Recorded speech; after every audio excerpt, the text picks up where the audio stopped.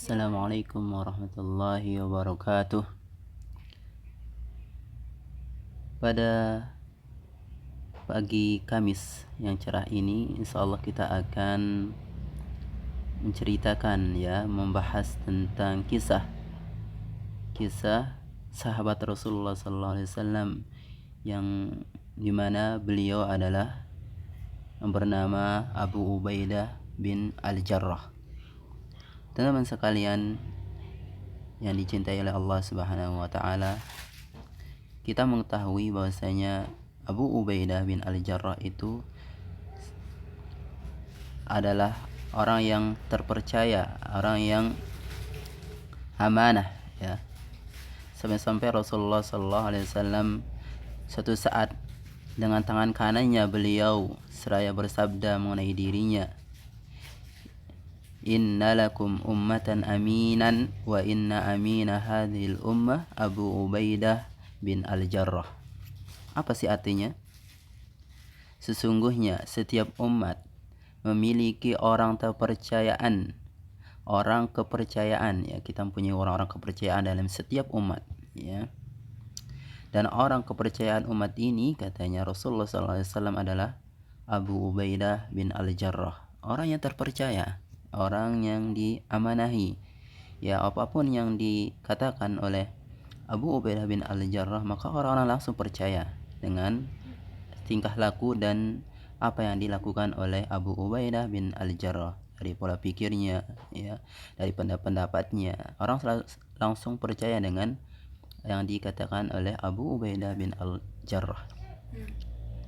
Ya, Abu Ubaidah bin Al-Jarrah ia masuk Islam lewat perantaraan As-Siddiq di masa Abu Bakar As-Siddiq, maksudnya, ya.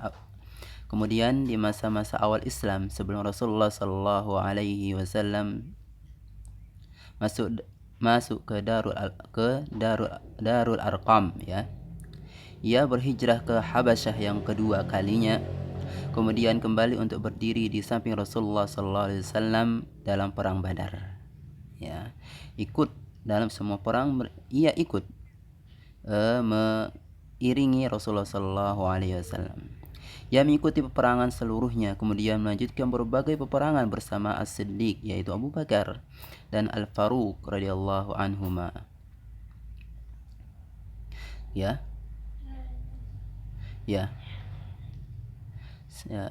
Suatu saat sikap yang ditunjukkannya dalam perang Uhud menjelaskan kepada kita bahwa ia benar-benar kepercayaan umat ini. Apa sih itu? Di mana ia tetap menebaskan pedangnya yang terpercaya itu kepada pasukan kaum Paganis, ya. Setiap kali situasi dan kondisi perang mengharuskannya jauh dari Rasulullah SAW, ya, satu perang pasti berpisah dengan Rasulullah SAW. Maka ia berperang sembari kedua matanya memperhatikan di mana Rasulullah SAW bertempur. Sambil berperang, Abu Ubaidah bin Al-Jarrah selalu melihat Rasulullah SAW. Di mana posisinya Rasulullah ini? Di mana posisinya? Tetap Abu Ubaidah bin Al-Jarrah memerangi para kaum musyrikin pada saat itu, pada perang Uhud, ya. Di mana Rasulullah SAW dia selalu melirik Rasulullah sambil sempatkan matanya untuk melirik Rasulullah. Apa yang dilakukan Rasulullah SAW, ya. Kemudian di salah satu putarannya dan perangan telah mencapai puncaknya, ya, Abu Ubaidah radhiyallahu anhu dikepung oleh segolongan kaum musyrikin. Abu Ubaidah radhiyallahu anhu kehilangan kesadarannya, ya, hilanglah konsentrasinya karena dikepung oleh kaum musyrikin pada saat itu. Gak bisa melirik Rasulullah. Di mana posisi Rasulullah SAW ini? Ya, ketika melihat anak panah meluncur dari tangan orang musyrik lalu mengenai Nabi SAW, ya Allah, ya.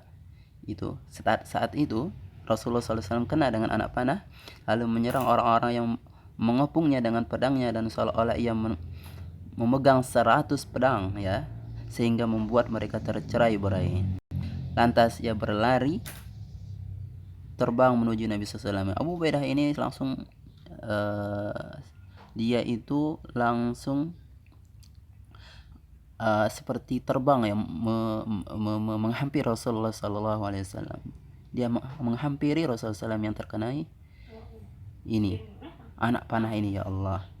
Kemudian ia melihat darah beliau yang suci itu mengalir dari wajahnya Rasulullah SAW, dan melihat Rasulullah SAW mengusap darah itu dengan tangan kanannya seraya bersabda, kaifa yuflihu qaumun khadabu wajha nabihim wa huwa yad'uuhum ila rabbihim. Ya, mengusap Rasulullah sambil mengusap darah dari di keningnya yang bercucuran. Bagaimana aku beruntung suatu kaum yang melumuri wajah Nabi mereka padahal dia menyeru kepada Rabb mereka. Ya, ini sabda Rasulullah SAW.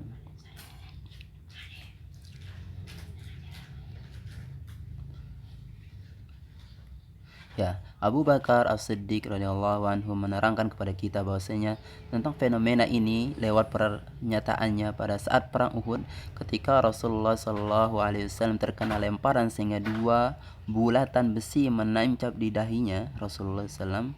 Ya Allah, Rasulnya menunjukkan bahwasanya Rasul itu nggak punya kekebalan, ya nggak punya kekebalan. Sampai saya Rasul pada perangan juga pun kena dengan anak panah, ya. Ya, ketika 2 bulatan besi menancap di dahinya, aku cepat-cepat menuju Rasulullah SAW, katanya. Sementara Abu Bakar itu cepat-cepat menuju Rasulullah SAW. Sementara ada seorang yang datang dari arah timur, katanya Abu Bakar, ya, melihat itu, ia berlari kencang seperti terbang, katanya. Lari seperti terbang, udah meloncat mungkin ya, seperti itu, kayak seolah-olah dia terbang karena kecepatannya dia lari menuju Rasulullah SAW. Padahal Abu Bakar juga lari ya pada saat itu menuju Rasulullah SAW, melihat Rasulullah SAW lagi terkena panah itu. Kemudian sementara ada seorang yang datang dari arah timur, disebutkan berlari kencang seperti terbang, maka aku katakan, ya Allah, jadikanlah itu sebagai ketaatan. Ya Allah, langsung Abu Bakar As-Siddiq berdoa kepada Allah Subhanahu wa taala supaya mengatakan ini sebagai ketaatan untuk dia, orang yang ini belum jelas siapa ini yang lari. Ya Allah, jadikanlah itu sebagai ketaatan, katanya Abu Bakar As-Siddiq. Ketika kami sampai pada Rasulullah SAW, ketika sudah sampai di Rasulullah SAW, Abu Bakar As-Siddiq ternyata ia adalah Abu Ubaidah bin Al-Jarrah yang telah datang lebih dahulu daripada aku. Ya Allah, padahal lebih jauh dia lari daripada Abu Bakar As-Siddiq. Tapi setelah Abu Bakar As-Siddiq sampai di pada Rasulullah SAW, ternyata yang sampai duluan yang lari itu adalah Abu Ubaidah bin Al-Jarrah. Ya Allah, Masya Allah ya. Ini membuktikan kalau dia Abu Ubaidah Al-Jarrah memang sudah seperti tangan kanannya Rasulullah SAW. Nggak mau Rasulullah melihat Rasulullah seperti itu, ya. Masya Allah, Abu Ubaidah bin Al-Jarrah yang telah datang lebih dahulu daripada aku, katanya Abu Bakar As-Siddiq. Abu Ubaidah bin Al-Jarrah, ia berkata, Abu Ubaidah bin Al-Jarrah berkata, aku meminta kepadamu dengan nama Allah, wahai Abu Bakar, katanya. Masya Allah ya, aku meminta kepadamu dengan nama Allah, katanya Abu Ubaidah bin Al-Jarrah kepada Abu Bakar As-Siddiq. Apa yang dikatakan? Biarlah aku mencabutnya dari wajah Rasulullah SAW. Aku yang mencabutnya, wahai Abu Bakar. Aku minta izin kepadamu untuk aku yang mencabutnya ini. Aku pun membiarkannya, katanya Abu Bakar As-Siddiq. Ubaidah mengambil dengan gigi serinya salah satu bulatan besi itu. Masya Allah, bukan pakai tangan, tapi pakai giginya. Tapi pakai giginya, bulatan besi yang nancap di keningnya Rasulullah Sallallahu Alaihi Wasallam. Dia memakai gigi serinya, bukan tangannya, atau bukan pakai tangan atau pakai pisau, pakai apa, tapi pakai giginya, gigi serinya. Ya Allah, sampai-sampai katanya di sini, lalu mencabutnya dan jatuh ke tanah. Ya, jatuh ke tanah besi itu. Gigi serinya pun jatuh bersamaan. Ya Allah, sampai menahan giginya, sampai rela giginya itu tercabut, ya, gara-gara untuk mencabut bulatan besi yang nancap di Rasulullah SAW, ya. Sampai jatuh juga gigi seri yang dipakai untuk mencabut bulatan besi itu. Lalu mencabutnya dan jatuh ke tanah. gigi serinya pun jatuh bersamanya. Kemudian ia mengambil sepotong besi lainnya dengan gigi serinya yang lain sampai jatuh juga. Ya Allah, kiri kanan gigi serinya jatuh copot gara-gara mengambil bulatan besi yang ada di wajah Rasulullah SAW.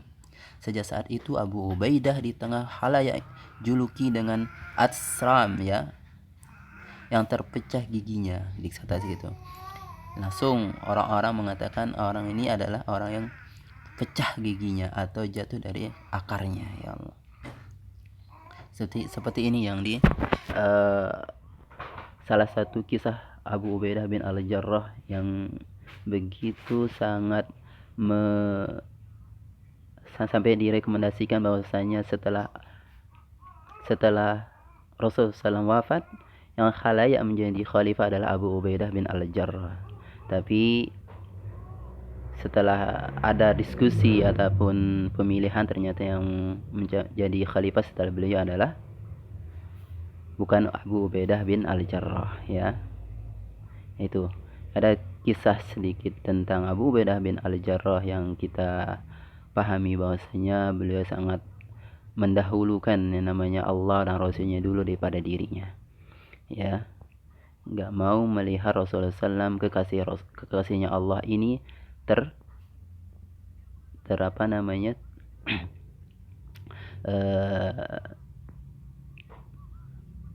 nggak mau lihat Rasulullah SAW tersusah ataupun luka, ya. Rela dirinya yang dulu sengsara ataupun tersakiti daripada Rasulullah SAW yang dicintai, ya. Semoga dengan kisah ini kita bisa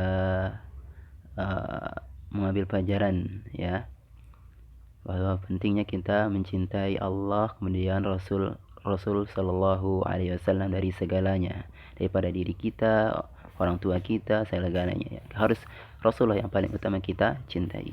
Terima kasih apa yang kita sudah sampaikan pada kali ini, semoga bisa bermanfaat untuk kita semua.